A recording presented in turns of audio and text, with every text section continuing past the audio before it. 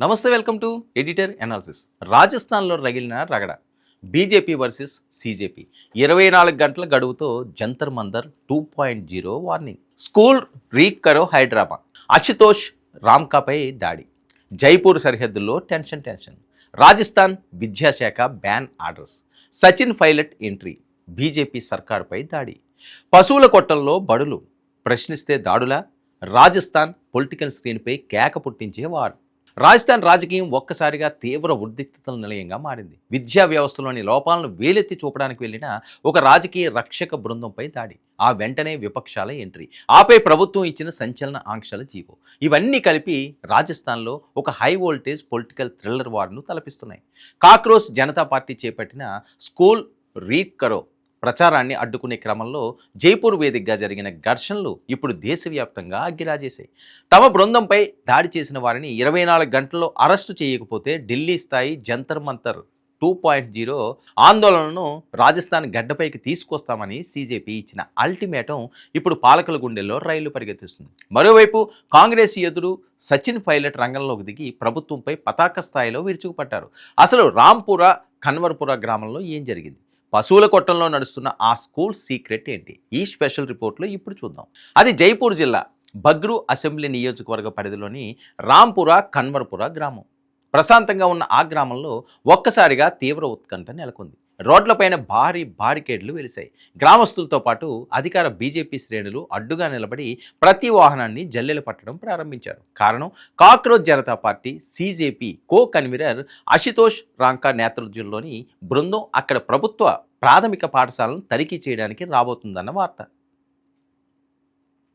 CJP బృందం రాగానే వాతావరణం ఒక్కసారిగా వేడెక్కింది. గ్రామంలోకి రానిచ్చేది లేదంటూ బారికేట్ల వద్ద సీజేపీ కార్యకర్తలను తీవ్రంగా అడ్డుకున్నారు. నినాదాలతో హోరెత్తించారు. ఈ క్రమంలో రెండు వర్గాల మధ్య తీవ్ర వాగ్వాదం కూడా చోటు చేసుకుంది. అది కాస్త సద్దు అనుకునేలోపే భౌతిక దాడులకు దారితీసింది.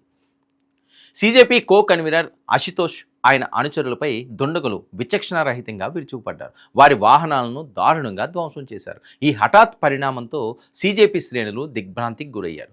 ఈ దాడి ఘటనపై సీజేపీ నాయక శివాంగి శర్మ తీవ్ర ఆవేదన, ఆగ్రహం వ్యక్తం చేశారు. మా సొంత దేశపు బిడ్డల చదువు గురించి మాట్లాడడానికి వస్తే మమ్మల్ని ఉగ్రవాదులని, నక్సలైట్లని సంబోధిస్తూ దాడులు చేశారు. ఈ బయట వాళ్ళు, లోపల వాళ్ళు ఏంటి? ఇది ఒక దేశం. మేము ఏ ఇతర పార్టీ నుంచో, వేరే దేశం నుంచో రాలేదు అంటూ ఆమె ఇచ్చిన స్టేట్మెంట్ ఇప్పుడు సోషల్ మీడియాలో విపరీతంగా వైరల్ అవుతుంది. ఈ ఘటనతో ఉలిక్కిపడిన సీజేపీ పోలీసులకు, ప్రభుత్వానికి కఠినమైన హెచ్చరిక జారీ చేసింది. తమపై దాడి చేసిన నిందితులను 24 గంటలలోప అరెస్టు చేయాలని రాజస్థాన్ పోలీసులకు డిమాండ్ చేసింది. 24 గంటల గడువు ఇస్తున్నాం. ఆ తర్వాత రాజస్థాన్లో జంతర్ మంతర్ 2.0 ఉపాధ్యాయ విద్యార్థి తిరుగుబాటు ప్రారంభమవుతుంది. ఆ తర్వాత జరిగే తీవ్ర పరిణామాలకు రాజస్థాన్ ప్రభుత్వమే సంపూర్ణ బాధ్యత వహించాలి అని అశుతోష్ రాంకా స్పష్టం చేశారు. అయితే గ్రామస్తులను ఇందులో వేధించకూడదని, వారి ప్రమేయం ఏమీ లేదని మోక్షం కల్పిస్తూనే అసలు సూత్రధారులపై వేటు వేయాలని డిమాండ్ చేశారు. అసలు ఈ గొడవకు విత్తనం ఎక్కడ పడింది? రాంపురా కన్వర్పురాలోని ప్రభుత్వ ప్రాథమిక పాఠశాల భవనం దారుణంగా శిథిలావస్థకు చేరింది.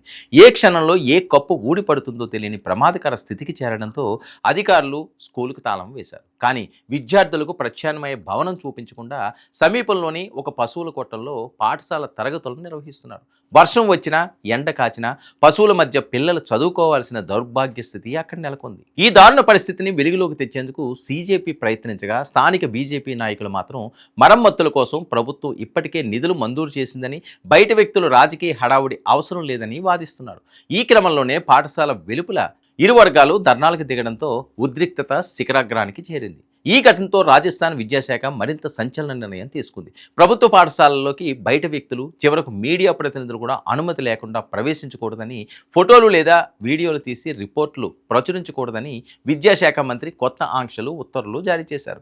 ప్రభుత్వ పాఠశాల దారుణమైన మౌలిక సదుపాయాలు, విద్యా ప్రమాణాలు బయటికి రాకుండా దాచిపెట్టడానికి మంత్రి ఆంక్షల డ్రామా ఆడుతున్నారని విమర్శలు వెల్లువెత్తుతున్నాయి. ఈ పరిణామంపై రాజస్థాన్ కాంగ్రెస్ దిగ్గజం సచిన్ పైలట్ ఎంట్రీ ఇచ్చి ప్రభుత్వాన్ని గట్టిగా కడిగిపారేశారు.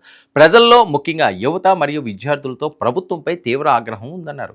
ఆ ఆగ్రహాన్ని పరిష్కరించాల్సింది పోయి ప్రభుత్వం అణిచివేసే కుట్రలు చేస్తుందని మండిపడ్డారు. జర్నలిస్టులపై, ప్రజా సంఘాలపై ఆంక్షలు విధించడం పత్రికా స్వేచ్ఛను, ప్రజాస్వామ్యాన్ని పూడ్చిపెట్టడమే. శిథిలావస్థకు చేరిన భవనాలు, పశువుల కొట్లాలలో సాగుతున్న బడుల నిజాన్ని నొక్కేయడానికి ఈ ఆంక్షలు అనుమతి లేకుండా పాఠశాలలకు వెళ్లకూడదని ప్రజలను, మీడియాను అడ్డుకోలేరు అని సచిన్ పైలట్ ఘాటుగానే వ్యాఖ్యానించారు. విద్యా వ్యవస్థలో లోపాలు, పశువుల కొట్టంలో బడులు, ప్రశ్నించిన వారిపై దాడులు, మీడియా ఆంక్షలు ఇవన్నీ కలిసి రాజస్థాన్ రాజకీయాన్ని ఒక్కసారిగా సునామీలా చుట్టేస్తున్నాయి. బొద్దింకల పార్టీ ఇచ్చిన 24 గంటల అల్టిమేటం గడియారంలో ముళ్ళు వేగంగా తిరుగుతుంది. రాజస్థాన్ పోలీసులకు దాడులకు పాల్పడిన వారిని అరెస్ట్ చేస్తారా, లేక జైపూర్ వేదికగా మరో భారీ జంతర్ మంతర్ 2.0 ఆందోళనలకు దారితీస్తుందా? సచిన్ పైలట్ లేవనెత్తిన ప్రజాస్వామ్య స్వేచ్ఛ ప్రశ్నలకు భజన్లాల్ ప్రభుత్వం ఎలాంటి సమాధానం చెబుతుంది అనేది ఇప్పుడు యావత్ దేశ రాజకీయ వర్గాల్లో తీవ్ర ఆసక్తిగా మారింది. స్కూల్ బోర్డుపై మొదలైన ఈ పోరు ఇప్పుడు రాజస్థాన్ అధికార పీఠాన్ని కుదిపేసే పొలిటికల్ థ్రిల్లర్గా మారనుందా చూడాలి. ఇది ఈనాటి editorial analysis. Stay tuned to 99 news.